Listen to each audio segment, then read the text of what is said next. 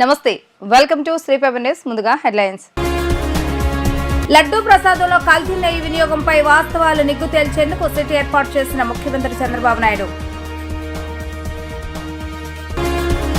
ఇంద్రకీలాద్రిపై శుద్ధి కార్యక్రమం చేపట్టిన deputy CM Pawan Kalyan. YCP పాలనలో ఆలయాల్లో తప్పు జరిగితే అపహాస్యం చేసేవారని ఆగ్రహం. తిరుమల లడ్డు విషయంలో ఇంత దుమారం చెలరేగుతుంటే టీటీడీ మాజీ చైర్మన్ ధర్మారెడ్డి ఎక్కడా అని ప్రశ్నించిన టీడీపీ నేత బుద్ధా వెంకన్న. తిరుమల లడ్డు ప్రసాదంలో కల్తీ నెయ్యి వినియోగంపై వాస్తవాలను నిగ్గు తేల్చేందుకు ముఖ్యమంత్రి నారా చంద్రబాబు నాయుడు సిట్ ఏర్పాటు దిశగా కసరత్తు ముమ్మరం చేశారు. ఈ మేరకు డీజీపీ ద్వారకా తిరుమలరావు, నిఘా విభాగవతి మహేష్ చంద్ర లడ్హాల్తో సీఎం చంద్రబాబు నాయుడు చర్చించినట్లుగా సమాచారం. తిరుమల లడ్డూలో కల్తీ వ్యవహారం దేశవ్యాప్తంగా చర్చాంశంగా మారింది. ఈ విషయంపై రాజకీయ పార్టీల నాయకులు, ప్రజా సంఘాలు స్పందిస్తున్నాయి. ఇందుకు బాధ్యులైన వారిపై కఠిన చర్యలు తీసుకోవాలని డిమాండ్ చేస్తున్నాయి. ఈ వ్యవహారంపై కేంద్ర రాష్ట్ర ప్రభుత్వాలు దృష్టి సారించాయి. తిరుమల లడ్డు ప్రసాదంలో కల్తీ నెయ్యి వినియోగంపై వాస్తవాలను నిగ్గు తేల్చేందుకు ముఖ్యమంత్రి నారా చంద్రబాబు నాయుడు సిట్ ఏర్పాటు దిశగా కసరత్తు ముమ్మరం చేశారు. ఈ మేరకు డీజీపీ ద్వారకా తిరుమలరావు, నిఘా విభాగాధిపతి మహేష్ చంద్రాలతో సీఎం చంద్రబాబు నాయుడు చర్చించినట్లుగా సమాచారం. సిట్ నియామకానికి సంబంధించిన అధికారిక ఉత్తర్వులు నేడు విడుదలయ్యే అవకాశం ఉన్నట్లుగా తెలుస్తుంది.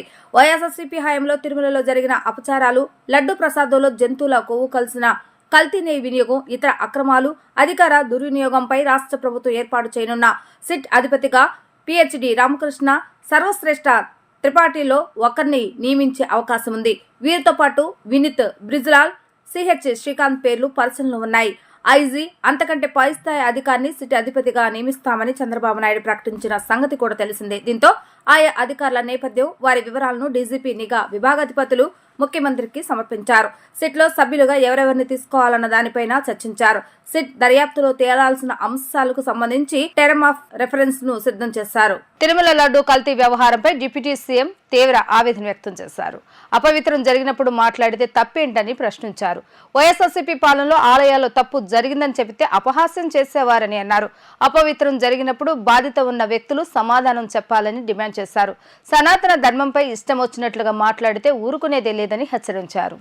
తిరుమల లడ్డూలో కల్తీ నేపథ్యంలో డిప్యూటీ సీఎం పవన్ కళ్యాణ్ చేపట్టిన ప్రాయశ్చిత్త దీక్ష కొనసాగుతుంది. దీనిలో భాగంగా విజయవాడ ఇంద్రకీలాద్రిలో పవన్ కళ్యాణ్ శుద్ధి కార్యక్రమాలను చేపట్టారు. పవన్ కు ఆలయ మర్యాదలతో అర్చకులు, ఆలయ ఈవో రామారావు, దేవాదాయ శాఖ కమిషనర్ సత్యనారాయణ ఘన స్వాగతం పలికారు. ముందుగా ఇంద్రకీలాద్రి దుర్గమ్మ సన్నిధిలో మెట్లను పవన్ కళ్యాణ్ శుభ్రం చేశారు. ఆ తర్వాత మెట్లకు పసుపు రాసి కుంకుమ బుట్లు పెట్టారు.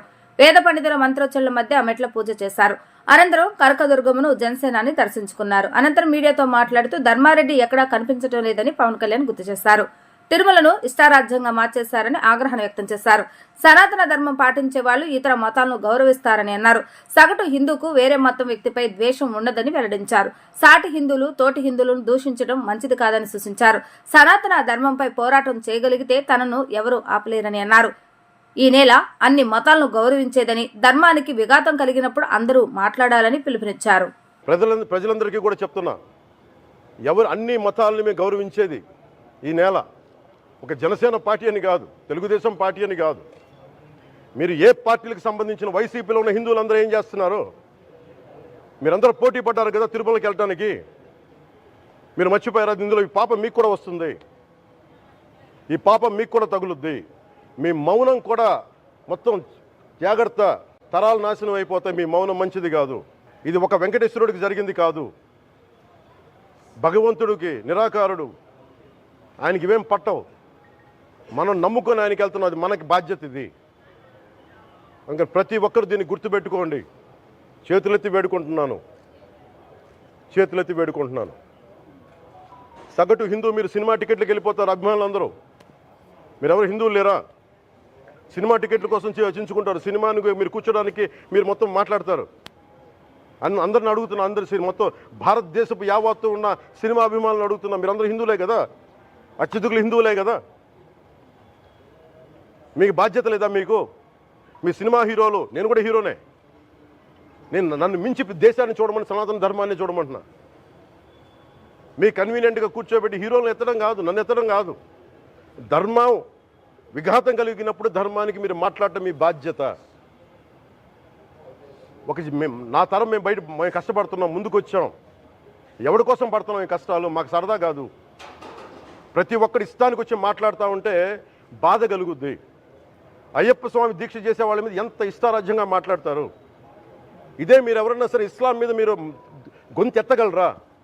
ఎందుకంటే రోడ్ల మీదకి వచ్చి కొడతారని మీకు భయం, అందుకు మీరు మాట్లాడరు. హిందువులు అంటే మెత్తని మనుషులు కదా, తోటి హిందువు కదా, మీరు ఏదైనా మాట్లాడచ్చు. మీకు నమ్మకాలు లేకపోతే మీరు ఇంట్లో కూర్చోండమ్మా. మీకు నమ్మకాలు లేకపోతే ఇంట్లో నుంచి బయటికి రాకండి, మమ్మల్ని ఏం అనకండి. తిరుమల లడ్డూ విషయంలో ఇంత దుమారం చెలరేగుతుంటే టీటీడీ మాజీ ఈవో ధర్మారెడ్డి ఎక్కడ ఉన్నారని టీడీపీ నేత బుద్ధ వెంకన్న ప్రశ్నించారు. ధర్మారెడ్డి ఏమయ్యాడని మాట్లాడడా అని నిలదీశారు. ధర్మారెడ్డి ప్రజల్లోకి వచ్చి అప్పుడు జరిగిన విషయాలు చెప్పాలని బుద్ధ వెంకన్న డిమాండ్ చేశారు. తిరుమల లడ్డూ ప్రసాదంలో కల్తీ వ్యవహారానికి సంబంధించి న్యాయవాది పొన్నవోలు సుధాకర్ రెడ్డి చేసిన వ్యాఖ్యలపై బుద్ధ వెంకన్న తీవ్ర స్థాయిలో దుమ్మెత్తారు. పొన్నవోలు సుధాకర్ రెడ్డి నోటుకొచ్చిన విధంగా వాగుతున్నారని మండిపడ్డారు. జగన్ ప్రభుత్వంలో కూడా రాజ్యాంగబద్ధమైన పదవిలో ఉండి ఇలాగే కోతలు కూస్తారన్నారు. ప్రభుత్వం నుంచి జీతం తీసుకుని జగన్ కు పాలేరులాగా పనిచేశారంటూ విరుచుకుపడ్డారు. చంద్రబాబు నాయుడు అరెస్టు సమయంలో ఊరూరా తిరిగి ప్రచారం చేశారని అన్నారు. తిరుమల లడ్డూ విషయంలో ఇంత దుమారం చెలరేగుతుంటే టీటీడీ మాజీ ఈవో ధర్మారెడ్డి ఎక్కడున్నాడని టీడీపీ నేత బుద్ధ వెంకన్న ప్రశ్నించారు. విజయవాడలో ఆయన విలేకరులతో మాట్లాడుతూ ధర్మారెడ్డి ఏమయ్యాడని మాట్లాడా అని నిలదీశారు. వివేక తరహాలో ఆయనను కూడా చంపేశారనే అనుమానం తమకుందంటూ సెన్సేషనల్ కామెంట్స్ చేశారు. ధర్మారెడ్డి ప్రజల్లోకి వచ్చి అప్పుడు జరిగిన విషయాలు చెప్పాలని బుద్ధ వెంకన్న డిమాండ్ చేశారు. కొంతమందిని వైసీపీ కార్యకర్తలను వాడుతున్నట్టు వాడుకోవడమే కాకుండా ఈయన కూడా కొంతమంది వైసీపీ కార్యకర్తలాగే పనిచేశారు. ఇవాళ ఈవో ధర్మారెడ్డి అండి, ఇందాక పవన్ కళ్యాణ్ గారు చెప్పారు, ఆయన దర్శనానికి వెళ్తే ఈవో ధర్మారెడ్డి ఈవో ఉన్నప్పుడు చంద్రబాబు నాయుడు గారు కూడా 2-3 సార్లు తిరుపతి వెళ్ళడానికి కూడా వెళ్ళబోయి క్యాన్సిల్ చేసుకున్నారు. అంటే ఈయనకు ఇవ్వాల్సినటువంటి ప్రోగ్రాం, ఈయనకు ఇవ్వాల్సినటువంటి గౌరవం కూడా ఇవ్వలేనటువంటి వ్యక్తి ధర్మారెడ్డి. ఇలాంటి వాళ్ళు అందరూ ఏరేస్తున్నాడు. సిఎస్ఆర్ ఆంజనేయ ఉన్నాడు, ఎవరు నాకు చేయకుండా అరెస్టులు. కాబట్టి ఇలా ముగ్గురిని కూడా అరెస్ట్ చేయాలి. ఏడుగా కాకుండా పిఎస్ఆర్ ఆంజనేయాన్ని కస్టడీకి తీసుకోవాలి. ఇంకా 2009 నుంచి 2024 వరకు ఎలాంటి అరాచకాలు చేశారో అరాచకాలన్నీ కూడా దీని దగ్గర నుంచి రాబట్టాలి. ధర్మారెడ్డి ఎక్కడ ఉన్నాడో ముందు ప్రశ్నలకు రావాలి. ధర్మారెడ్డి దాచారా, ధర్మారెడ్డి ఏమో వాస్తవాలు చెప్తారని వివేకానంద రెడ్డి లాగా చంపేశారా? నాకు అనుమానం ఉంది. ధర్మారెడ్డి గారిలో జరిగినటువంటి దీని మీద ధర్మారెడ్డి అసలు ప్రశ్న ముందు ఎందుకు రాట్లా? కాబట్టి ప్రజలకు ఎన్నో అనుమానాలు ఉన్నాయి. కుమ్మరపాలెం సెంటర్లో మహిళా వరద బాధితులపై వెస్ట్ ఏసీపీ ఆధ్వర్యంలో లాఠీ చార్జ్ జరిగింది. సుమారు 500 మహిళా వరద బాధితులు పోలీసులతో వాగ్వివాదానికి దిగారు. న్యాయం జరిగే వరకు పోరాటం చేస్తామని మహిళా వరద బాధితులు కుమ్మరపాలెం సెంటర్లో రోడ్డుపై ఆందోళన కార్యక్రమాన్ని చేపట్టారు. ఈ నెల 26 నుండి వరద బాధితులకు నష్టపరిహారం చెల్లిస్తామని రాష్ట్ర ప్రభుత్వం ప్రకటించింది. కుమ్మరపాలెం సెంటర్లో వరద బాధితుల పేర్లు రెవెన్యూ శాఖ సిబ్బంది ఇంతవరకు నమోదు చేయకపోవడంతో బాధితులు ఆందోళనకు దిగారు. ఒక దశలో పరిస్థితి అదుపు తప్పింది. స్థానిక ఎంఆర్ఓ వచ్చి ఎన్టీఆర్ జిల్లా కలెక్టర్ సృజన దృష్టికి తీసుకువెళ్లి స్పెషల్ టీముల చేత అందరి పేర్లు నమోదు చేయించి నష్టపరిహారం ఇచ్చే విధంగా ఏర్పాట్లు చేస్తానని హామీ ఇవ్వడంతో తాత్కాలికంగా వరద మహిళా బాధితులు శాంతించారు. మహిళలపై చేసిన లాఠీ చార్జీ చేసిన పోలీసులపై చర్యలు చేపట్టకపోతే సీఎం కలుస్తానని వరద బాధితులు హెచ్చరించారు. ఆందోళన చేస్తున్న బాధితులు నష్టపరిహారం అడిగితే పోలీసులు లాఠీలతో కొడతారని ఎంఆర్ఓని వరద బాధితులు నిలదీశారు. ఎంఆర్ఓ బాధితులకు నచ్చచెప్పడంతో మహిళా వరద బాధితులు వెనుదిరిగారు.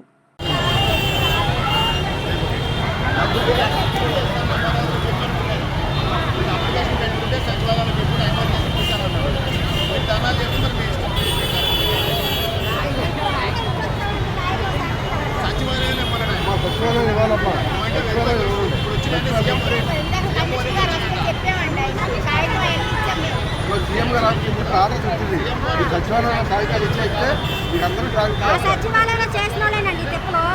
సీఎం గారు చెప్పారు. ఇప్పుడు సచివాలయం సచివాలయం చేసిన వాళ్ళే మాకు ఇస్తారు కదా.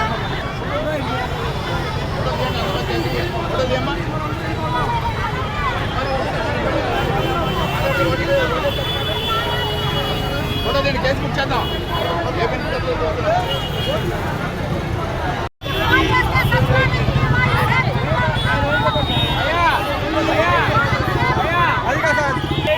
కలెక్టర్ ఆఫీస్కి వెళ్ళాం, ఎంఆర్ ఆఫీస్కి వెళ్ళాం, సచివాలయం అన్ని వెళ్ళాం. ధర్నా చేస్తుండే కాదు వాళ్ళు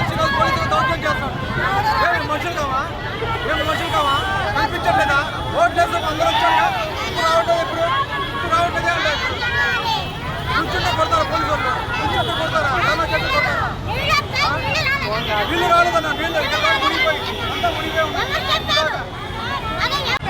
వాళ్ళు పెద్దలు లేదు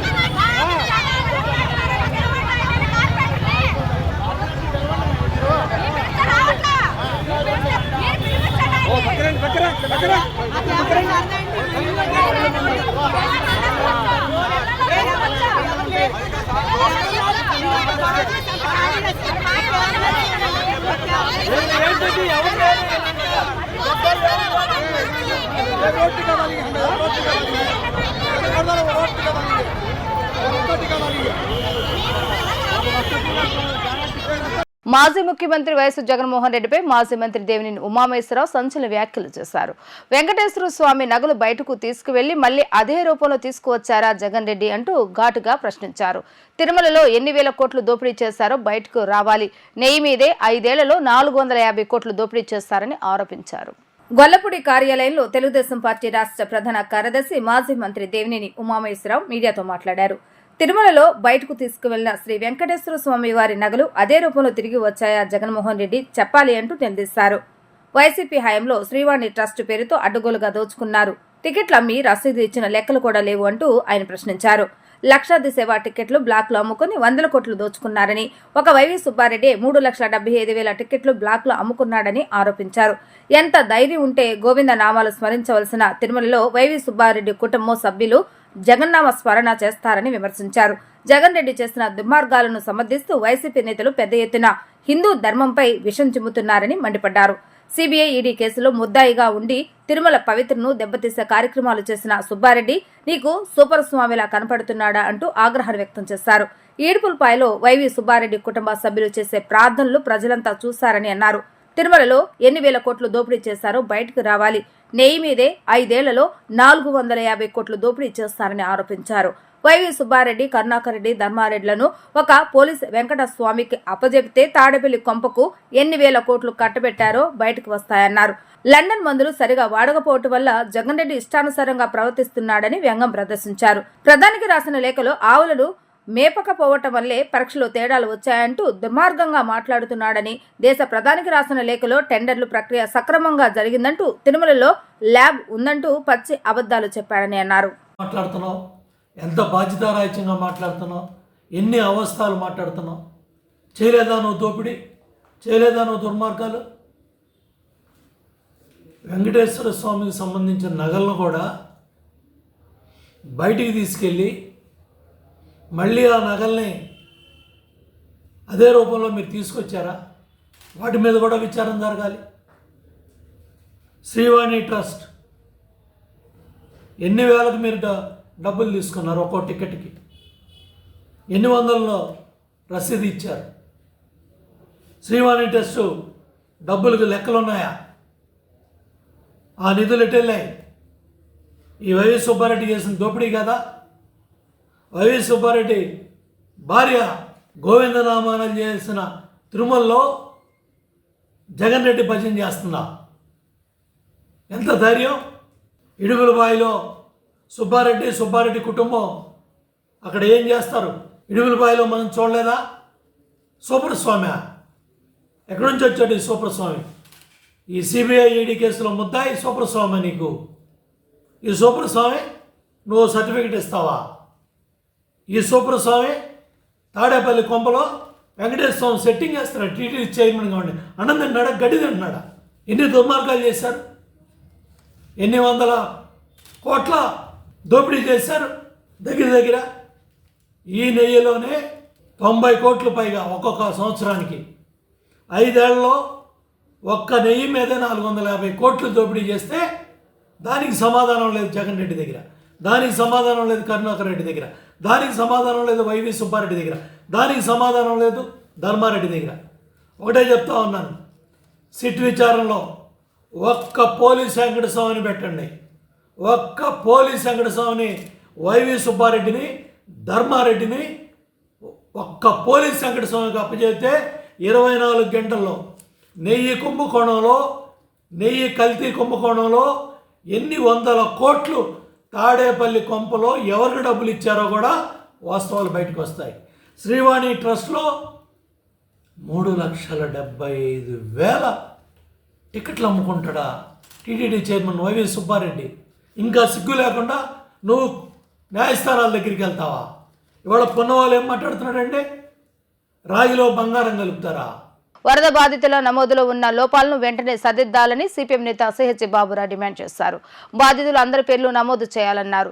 పేర్లు నమోదు గడువు పెంచి తక్షణమే ఆర్థిక సహాయం అందజేయాలన్నారు. బుడమేరు కృష్ణానది వరదలతో విజయవాడ నగర పరిసర ప్రాంతాల ప్రజలు తీవ్రంగా నష్టపోయారని, 23 రోజులు గడిచినా ఇప్పటి వరకు ప్రభుత్వ బాధితులకు సహాయం చేయలేదన్నారు.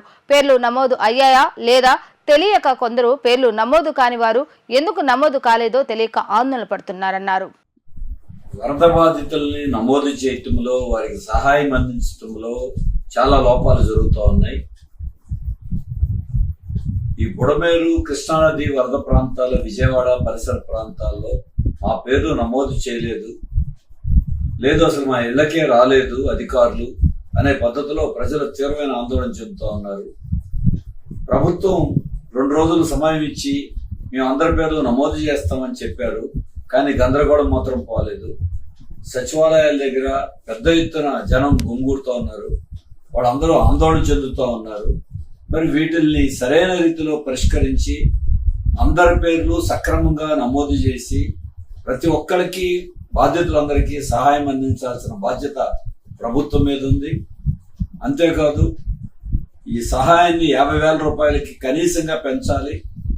మరోవైపున ఈ బాధితుల పేర్లు విషయంలో మ్యాపింగ్ జరగలేదనో, ఆధార్ కార్డు లేదనో, లేకపోతే రకరకాల పేర్లతో కుంటి సాకులు చెప్తా ఉన్నారు.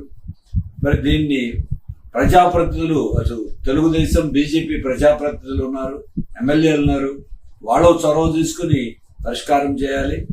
మరి దీని మీద విజయవాడపురంలో జనమందరూ వారి పేర్లు ఆ ఏరియా నమోదు చేయలేదనే ఉద్దేశంతో వాళ్ళు ఆందోళన చెందుతూ ఉంటే పరిష్కరించాల్సిన ప్రభుత్వం, ప్రజాప్రతినిధులు వాళ్ళ మీద లాఠీ చార్జీ చేయటం, మరి చల్లాచెదురు చేయటం ఇది పరిష్కారం కాదు. దీన్ని తీవ్రంగా ఖండిస్తా ఉన్నాం. ఇటువంటి సమస్యలు రాకుండా ఇప్పటికే 23 రోజులు గడిచిపోయింది వరదొచ్చి, వారికి ఎటువంటి సహాయం అందలేదు, వారు సర్వస్వం కోల్పోయి ఉన్నారు.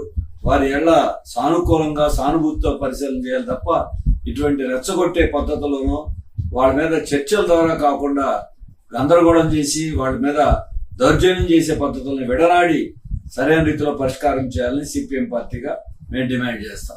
బాపులపాడు మండలం వీరవల్లిలోని విద్యానికేతన్ పబ్లిక్ స్కూల్లో ఏర్పాటు చేసిన వరద బాధితులకు సహాయం అందించేందుకు విద్యార్థులు ముందుకు రావడం అభినందనీయమని గన్నవరం నియోజకవర్గ ఎమ్మెల్యే ఎర్లగడ్డ వెంకట్రావు అన్నారు. ఈ రోజు ఎదుటి మనిషికి సహాయం చేయడానికి ఎవరూ రాని రోజులు. అలాంటి పరిస్థితుల్లో మీరు అందించిన సహాయం మరువలేనిదని ఆయన వ్యాఖ్యానించారు. బాపులపాడు మండలం వీరవల్లి గ్రామంలోని వాణి విద్యానికేతన్ స్కూల్ నందు AP private school association democratic వారి ఆధ్వర్యంలో వరద బాధితుల సహాయార్థం సీఎం సహాయ నిధికి గన్నవరం నియోజకవర్గ పరిధిలోని ప్రైవేట్ స్కూల్స్ విద్యార్థులు సేకరించిన 8,65,616 రూపాయల చెక్కును శాసనసభ్యులు యార్లగడ్డ వెంకట్రావుకు అందజేశారు. ఈ సందర్భంగా ఎమ్మెల్యే యార్లగడ్డ వెంకట్రావు మాట్లాడుతూ, ఇంత చిన్న వయసులో కూడా పెద్ద మనసు చేసుకుని వరద బాధితులు ఆదుకునేందుకు ముందుకొచ్చిన మీ పెద్ద మనసుని అభినందిస్తున్నాను. పిల్లలకు ఇలాంటి మంచి బుద్ధులు నేర్పిస్తున్న టీచర్స్ అలాగే తల్లిదండ్రులను అభినందిస్తున్నానని అన్నారు. భవిష్యత్తులో ఉన్నత చదువులు చదివి జీవితంలో ఎదగాలని మనసారా కోరుకుంటున్నానని తెలిపారు. ఈ రోజు ఎదుటి మనిషికి సహాయం చేయడానికి ఎవరో రాని రోజులు. అలాంటి పరిస్థితుల్లో మీరు అందించిన సహాయం మరువలేనిదని ఆయన వ్యాఖ్యానించారు.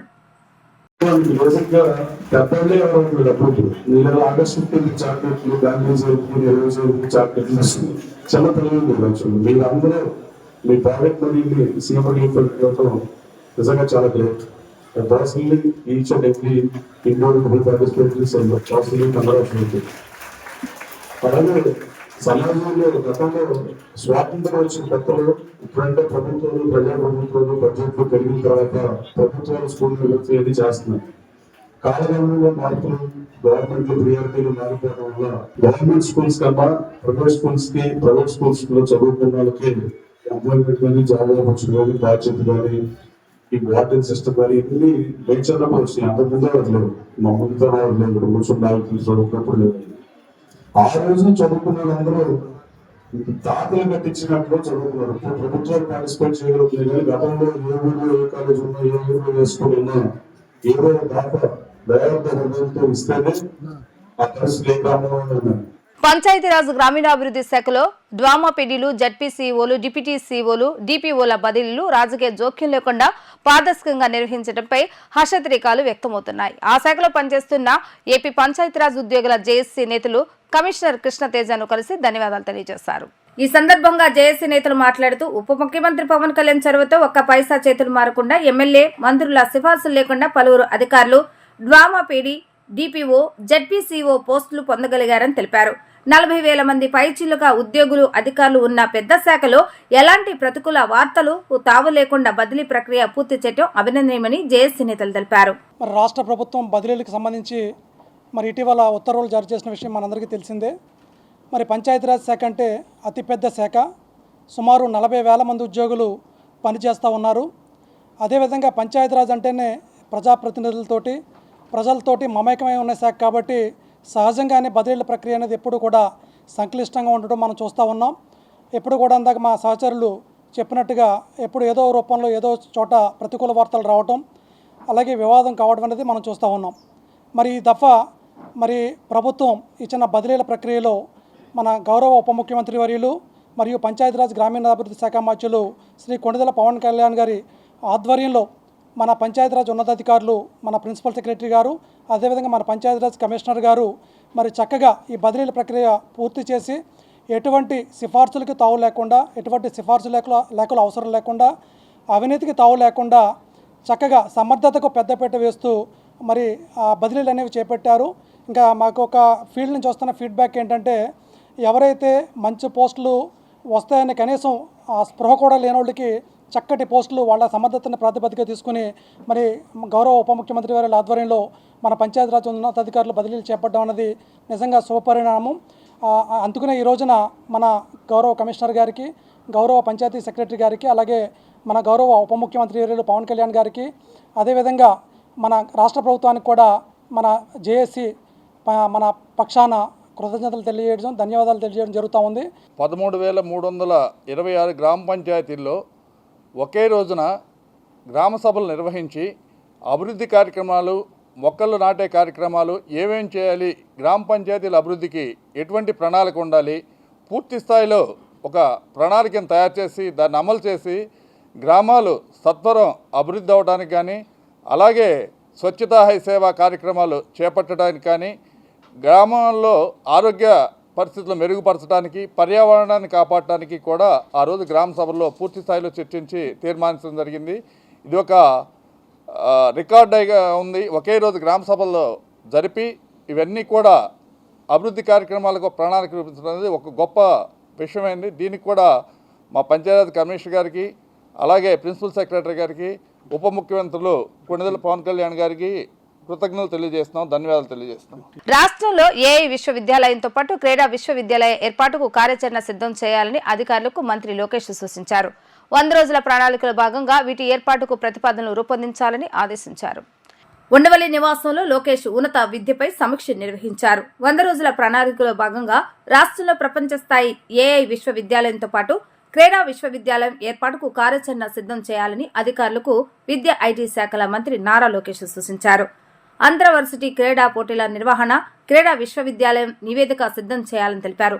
ఉన్నత విద్యా సంస్థల నుంచి బయటకు వచ్చే ప్రతి విద్యార్థికి ఉద్యోగం సిద్ధంగా ఉండాలని, ఇందుకు తగ్గట్లుగా వచ్చే విద్యా సంవత్సరం నుంచి సిలబస్ లో మార్పులు చేయాలని సూచించారు. కళాశాలలో చదువుతున్నప్పుడే ప్రస్తుత మార్కెట్ ట్రెండ్స్ కు అనుగుణంగా నైపుణ్యాభివృద్ధి శిక్షణ ఇవ్వాలని లోకేష్ తెలిపారు. బయట మళ్లీ శిక్షణ తీసుకున్న పరిస్థితి ఉండకూడదని, కంప్యూటర్ సైన్స్, మెకానికల్ లాంటి వాటితో పాటు సివిల్స్ శిక్షణ అంతర్భాగం చేసే అంశాన్ని పరిశీలించాలని అన్నారు. పరిశ్రమల యాజమాన్యంతో చర్చించి వారి అవసరాలకు అనుగుణంగా సంస్కరణలు తీసుకురావాలని పేర్కొన్నారు. ఎన్ఐఆర్ఎఫ్ ర్యాంకులలో రాష్ట్రానికి చెందిన విశ్వవిద్యాలయ ర్యాంకులు మెరుగుకు విద్యారంగ నిపుణులు సలహాలు తీసుకోవాలని ఆదేశించారు. వార్తలు ముగించే ముందు హెడ్లైన్స్ మరొకసారి. లడ్డూ ప్రసాదంలో కల్తీ నెయ్యి వినియోగంపై వాస్తవాలు నిగ్గు తేల్చేందుకు సిట్ ఏర్పాటు చేసిన ముఖ్యమంత్రి చంద్రబాబు నాయుడు. ఇంద్రకీలాద్రిపై శుద్ధి కార్యక్రమం చేపట్టిన deputy CM Pawan Kalyan. YCP పాలనలో ఆలయాల్లో తప్పు జరిగితే అపహాస్యం చేసేవారని ఆగ్రహం. తిరుమల లడ్డు విషయంలో ఇంత దుమారం చెలరేగుతుంటే టీటీడీ మాజీ చైర్మన్ ధర్మారెడ్డి ఎక్కడా అని ప్రశ్నించిన టీడీపీ నేత బుద్ధ వెంకన్న. ఇవి ఈ రోజు వార్తా విశేషాలు. మళ్ళీ 3 ప్రసారం అవతలు మళ్ళీ కలుద్దాం. అంతవరకు సెలవు. నమస్కారం.